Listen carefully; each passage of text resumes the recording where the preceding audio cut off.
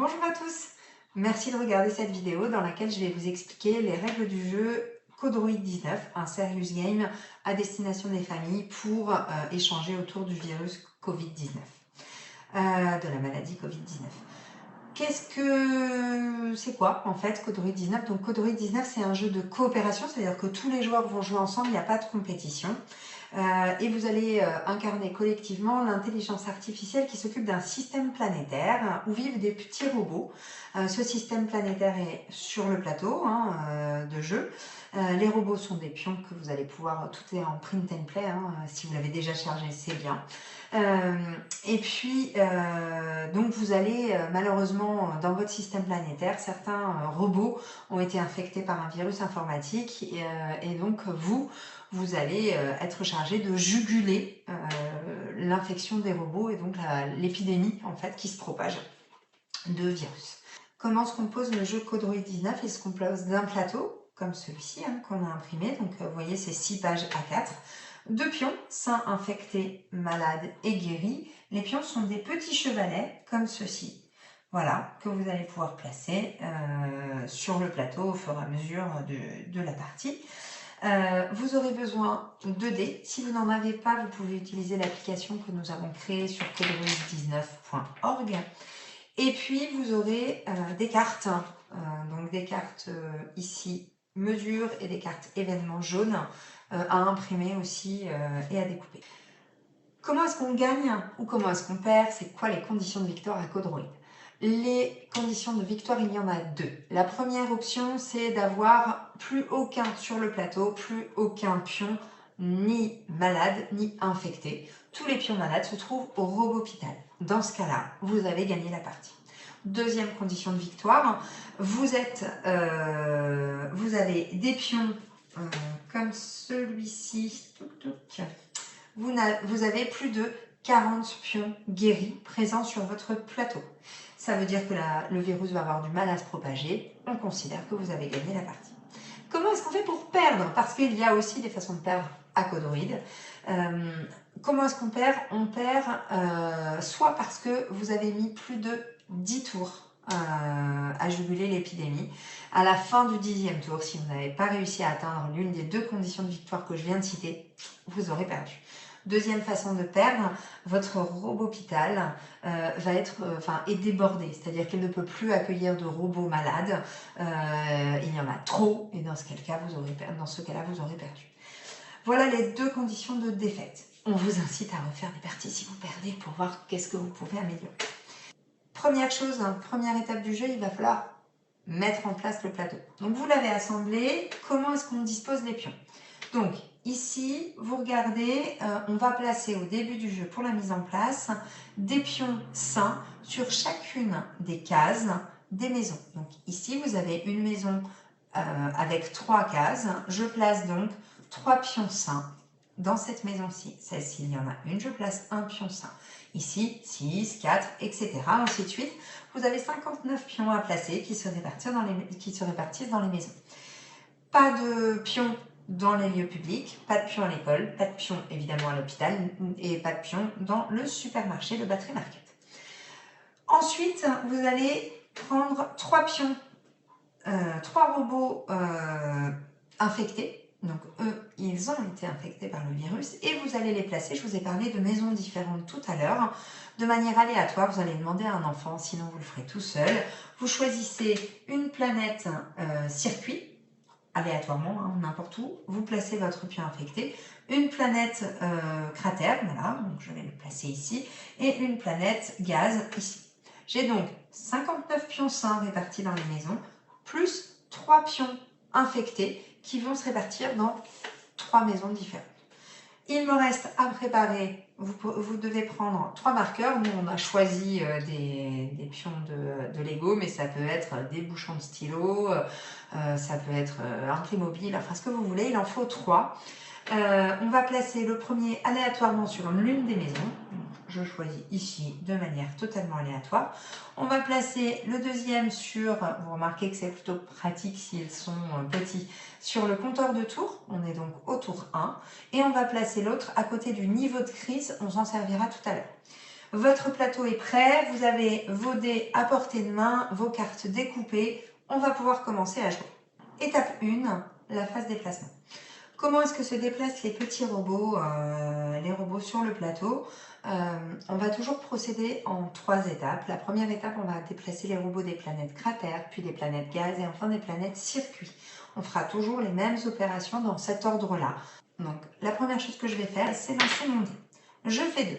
Je regarde sur mon aide de jeu, que j'ai placé ici. Je regarde sur mon aide de jeu 2. Depuis les planètes, les robots changent, 2 robots changent de planète dans le sens horaire. Le sens horaire pour moi, c'est celui-ci. Pour vous aussi normalement, mais peut-être que c'est inversé sur la vidéo. Je vais commencer par la planète ici, cratère. Pour me repérer, je commence toujours par ce côté-là. Je vais déplacer 2 pions dans le sens horaire. Donc 2 pions vont venir dans la case à côté. Sauf que il se trouve que je dois déplacer, mon premier pion doit être si possible sain et le deuxième si possible infecté. Si ce n'est pas le cas, vous faites comme vous voulez, mais là j'ai la possibilité de le faire, c'est donc ce que je vais faire. Je prends ensuite ma deuxième planète cratère, je déplace mes 2 pions à côté, voilà. Ça me permet de vous montrer que ici il y a plus de pions donc, que de cases dans ma maison. Dans ma planète maison, mais tout va bien, ils se sont invités chez des amis, c'est la fête. Voilà. Ici, je n'ai personne, je ne déplace donc rien. Ici, je les déplace, j'en déplace 2 dans la planète à côté. Ici, idem, et ici, idem. Je vais procéder de la même manière pour les planètes. Maintenant, gaz, je lance mon dé, 5. Je vais donc déplacer, je regarde, 2 robots vont dans la zone 1 du battery market. Ici, je prends battery market, zone 1. Je vais prendre mon premier pion sain et mon deuxième, si possible, infecté. Il a déjà bougé, c'est pas grave. Ici, même chose. Ici, même chose. Planète gaz. Voilà. Et j'ai terminé pour ce tour de plateau. Il me reste, je constate qu'ici, j'ai une planète gaz qui correspond à un lieu public. Depuis les lieux publics, 2 robots changent de lieu public dans le sens horaire. Donc, je prends un robot sain dans le sens horaire, je le mets ici, et mon robot infecté, il va aussi. Troisième et dernière étape du déplacement, je vais relancer le dé pour déplacer maintenant les maisons de type circuit, puisque j'ai fait les cratères, les gaz, je déplace les circuits. Je fais 6. Alors 6, c'est un petit peu une condition particulière, puisqu'au lieu de bouger les pions, je vais avoir des nouveaux arrivants. Donc je vais prendre un pion infecté et 2 pions sains. Donc un pion infecté et 2 pions sains. Et je vais les placer dans les maisons en fonction de mon fameux petit marqueur retour ici. Donc le premier est un pion infecté que je place dans ma maison et ensuite je distribue. J'ai 3 pions à distribuer, vous voyez. Donc un pion infecté, je commence toujours dans cet ordre. D'abord malade, infecté, infecté, sain, sain. Et ensuite je prends mon marqueur et je le place sur la maison suivante. Voilà.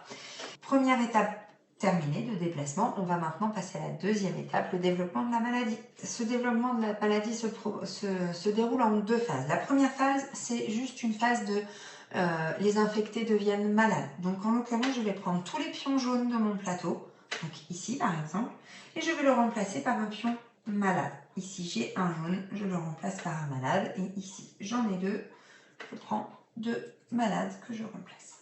Voilà. Ça, c'est la première étape, remplacer les jaunes par des rouges. Deuxième étape, pour qu'il y ait contagion, il faut qu'il y ait 2 conditions de rempli. Il faut que le lieu soit un petit peu en surpopulation, c'est-à-dire qu'il y a un peu trop de monde dans le lieu. Comment est-ce que je sais s'il y a trop de monde? En fait, là, en l'occurrence, j'ai 4 places dans cette maison, 4 petites cases, et puis j'ai 5 robots présents. Donc là, j'ai un lieu les gens sont un peu trop proches les uns des autres, donc il y a risque de contagion. Il se trouve qu'ici, je n'ai pas de robot malade, donc tout va bien. La deuxième condition, c'est donc qu'il y ait un robot malade. Donc, est-ce que sur mon plateau, à l'heure actuelle, j'ai la situation d'avoir un lieu en sureffectif avec des pions malades? Oui, l'école. Alors l'école, on va y revenir parce que c'est un cas particulier. Mais j'ai aussi le cas au supermarché. Chaque case du supermarché est séparée. Donc on a bien zone 1 et zone 2. Zone 2, pas de sureffectif. Zone 1, en revanche, il y a sureffectif. En l'occurrence, j'ai 2 malades qui sont en sureffectif. Chaque malade va contaminer 2 robots. Donc là, en l'occurrence, je vais enlever 4 robots, 2 par pion malade, que je vais remplacer par des pions ici, hop, infectés. Et j'enlève mes 4. Voilà. Donc là, j'ai procédé à l'infection. Ici, pas de risque. L'école. Un pion malade contamine 4 pions sains. Donc là, en l'occurrence, ils sont 2, ça veut dire que je remplace 8 pions, c'est-à-dire la totalité, oui, ça fait très très mal l'école, la totalité de mes pions, j'en avais 7, hop, 1, 2, 3, 4, 5, 6 et un dernier 7. Voilà. Évidemment, je ne peux pas créer des pions, je suis censée en contaminer 8, si je n'en ai que 7, j'en contamine 7. Étape 3, on va faire rentrer les robots de la Droid Academy chez eux et on va s'occuper du battery market. Les robots présents sur les lieux publics ne bougent pas dans cette deuxième phase de déplacement, ils restent là. Donc, je commence par le battery ou la Droid Academy, peu importe. La Droid Academy, je vais commencer par prendre les pions, enfin je vais distribuer les pions dans les maisons. Je pars toujours de mon fameux pion marqueur qui est là, marqueur de tour. Je vais commencer par, dans l'ordre, distribuer les pions malades et je les distribue un par maison. Voilà, comme ceci. Un par maison, jusqu'à ce que je n'en ai plus.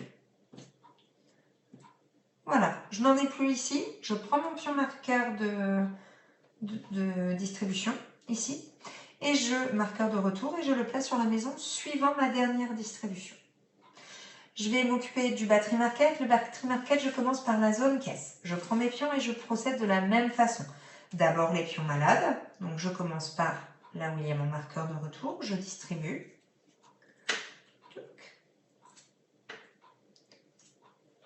Et je déplace mon pion sur la maison, la planète qui suit. Pour la zone 1, je n'ai juste j'ai une seule chose à faire, décaler tout, ils passent des rayons aux caisses et ils rentreront au tour prochain. Étape 4, gestion de la maladie et du robot-hôpital. Donc la gestion du robot-hôpital, je vous ai préparé un robot-hôpital un petit peu chargé déjà, il y a pas mal de malades. 2 choses à savoir sur le robot-hôpital. La première chose, c'est que je ne peux pas, contrairement à pour tout le reste, ce qui est vrai pour tout le reste du plateau, je peux avoir plus de robots présents que de cases sur la planète. Là, en l'occurrence, je ne peux pas avoir plus de robots malades à l'hôpital qu'il y a de cases disponibles. Ça, c'est la première chose. Sinon, vous avez perdu. C'est une des conditions de défaite. La deuxième chose, c'est que vous voyez ici, il y a des cases grisées. Ces cases grisées, vous ne pouvez pas mettre de robot. Je ne peux pas avoir ici un robot présent là, tant que je n'ai pas joué la carte mesure qui me l'autorise. Donc là, en l'occurrence, ce n'est pas le cas. Je ne peux pas utiliser ces cases. Qu'est-ce que je vais faire? Je vais commencer par gérer la colonne C. La colonne C, vous avez tout qui est indiqué dans les règles, mais si je fais 1 et 2 avec mon dé, j'ai un pion, je vais lancer le dé pour ce premier. Si je fais 1 ou 2, il est guéri, ce qui est le cas. Donc là, en l'occurrence, je prends ce pion. Je prends un pion guéri à la place et je ne vais pas le remettre à l'hôpital, il est guéri. Je vais donc l'emmener sur la planète où il y a le marqueur retour. Et je déplace mon curseur marqueur de retour. Je fais la même chose. Ouf, 3 ici, il ne se passe rien. 1, il est à nouveau guéri. Décidément, j'ai beaucoup de chance. Rebelote, je le place sur la planète où il y a le marqueur de retour et je déplace mon marqueur de retour. Mes pions ici, si je fais 6, mon pion sort en fait en attendant d'être recyclé. Mon robot est vraiment hors service. En attendant d'être recyclé, on le met dans les pions disponibles dans la défausse. Et puis en tout cas, il sort de l'hôpital. J'ai géré ma colonne C. Je vais maintenant gérer ma colonne B. Ma colonne B, je vais lancer le dé pareil pour chaque pion. Si je fais 1, mon pion est guéri. Sinon, 4, 5, 2, 3, 4, 5, 6, rien ne se passe.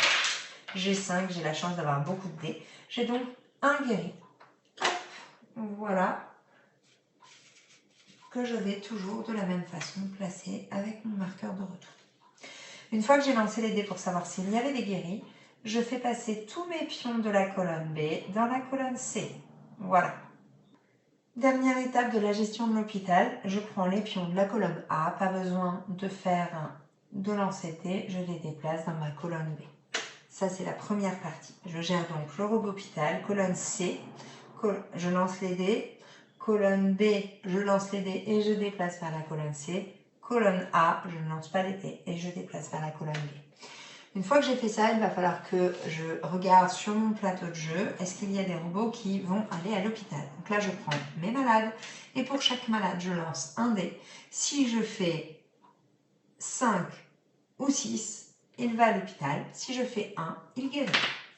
Donc, il va à l'hôpital. Je les mets dans la colonne A. Hop. Décidément, mes robots vont à l'hôpital. Tac, ici j'en ai 2. Donc lui, il guérit. Je vais le changer tout de suite, je lance mon deuxième dé. Ok. Donc j'ai un guéri. Et puis, je retourne ici. Lui est guéri. 4, un se passe. 6, il va à l'hôpital. 5, il va à l'hôpital. Si malheureusement trop de pions vont à l'hôpital et que ma seule colonne A ne suffit pas à les accueillir, je commence à compléter dans la colonne B. Avant-dernière étape, l'étape mesure. C'est là où intelligence artificielle, vous allez prendre des mesures pour aider les robots à sortir de ce côté on s'infecte et on est mis hors service. La première chose à faire, c'est de calculer combien de points de mesure vous avez de disponibles. Parce qu'évidemment, en début de partie, vous avez assez peu de points de mesure disponibles. Il y a assez peu de malades. Vos robots, ils n'ont pas très envie d'accepter des mesures un peu coercitives ou qui entravent leur liberté. Donc du coup, vous voyez que sur le compteur de tour, au début, on a assez peu de points de mesure. J'ai pris un cas fictif. Admettons que nous sommes au tour 5. J'ai donc 3 points de mesure plus les points de mesure accordés par mon niveau de crise. Comment est-ce que je place mon curseur niveau de crise? Je regarde le nombre de maisons et de lieux plutôt sur mon plateau hors le robot hôpital qui contient des malades. Donc hors robot hôpital parce que c'est normal qu'un hôpital ait des malades à l'intérieur, c'est juste normal. Ici j'ai un pion, donc mes pions sont en zone 2. Donc ici j'ai un malade, donc ça me fait 1 lieu, 2 lieux, 3 lieux, 4, 5, 6, 7. J'ai 7 lieux contaminés, infectés. J'ai 7 lieux infectés, donc de 5 à 10, je situe mon marqueur ici. J'ai donc un point de mesure supplémentaire. Je suis au 5e tour, j'ai 3 plus 1, soit 4 points de mesure disponibles. Je vais pouvoir, dans mes cartes mesure, choisir des cartes mesure pour un total maximum de points de 4. Donc je peux choisir d'utiliser 2 mesures à 2 points ou une mesure à 3 et une mesure à 1. À vous de choisir. Quand vous choisissez une carte mesure, vous la placez devant vous, devant les joueurs. Vous remettez ça sur le côté. Et donc ces cartes s'appliquent et resteront valides jusqu'à la fin de la partie. Le curseur niveau de crise ne peut jamais, en aucun cas, il ne peut redescendre. Donc même si vous avez une épidémie qui commence à se juguler, vous n'avez plus que 4 pions, 4 planètes qui sont infectées. Votre pion va rester ici et vous aurez à chaque tour 2 points de mesure disponibles supplémentaires. Donc pas de redescente. Dernière étape du jeu, les cartes événements. Donc vous les mélangez systématiquement à chaque tour. Vous en piochez une. Hop là. Le matériel défectueux circule, diminuant la protection et les possibilités de réparation du robot. Vous appliquez ce qui est indiqué sur la carte, puis vous la replacez dans le paquet, vous mélangez et vous remélangerez avant de tirer. Elle peut donc ressortir cette carte. Vous avez fait un tour de jeu, vous allez donc pouvoir recommencer. Je vous remercie d'avoir regardé cette vidéo. J'espère que vous prendrez beaucoup de plaisir à jouer à Codroid, à échanger autour. Pour faciliter vos échanges, je vous en ai parlé, mais imprimez vraiment cette feuille. Toutes les données qui sont présentes dessus sont scientifiquement validées par des chercheurs dans différents instituts de recherche, dont le CNRS. Enfin voilà, c'est vraiment des informations fiables. Vous avez dans les planètes des questions à aborder avec les enfants ou entre vous sur les mesures, sur la courbe épidémiologique. Voilà, il y a pas mal de réflexions à avoir autour de ce jeu. Faire des parallèles entre ce qui se passe dans le jeu et dans la vie. Vous pouvez tester, on vous incite, quand vous avez fait une ou deux parties, que vous allez tester des stratégies, tester des choses. Dites-vous que vous pouvez tester le déconfinement au bout de 2 tours. Regardez sur le site, on vous propose d'autres modes de jeu, on vous propose vraiment des choses pour faire évoluer. Hein. On fait évoluer tous les jours en fonction de ce qui se passe sur de nos connaissances sur le Covid-19, de ce qui se passe dans le monde, sur les différentes mesures, sur le déconfinement, tout ça. Donc vraiment, allez regarder régulièrement, parlez-en autour de vous. En tout cas, nous, on a eu vraiment beaucoup de plaisir à créer ce jeu et à vous le partager et on espère que ça vous sera utile. Merci beaucoup, à bientôt.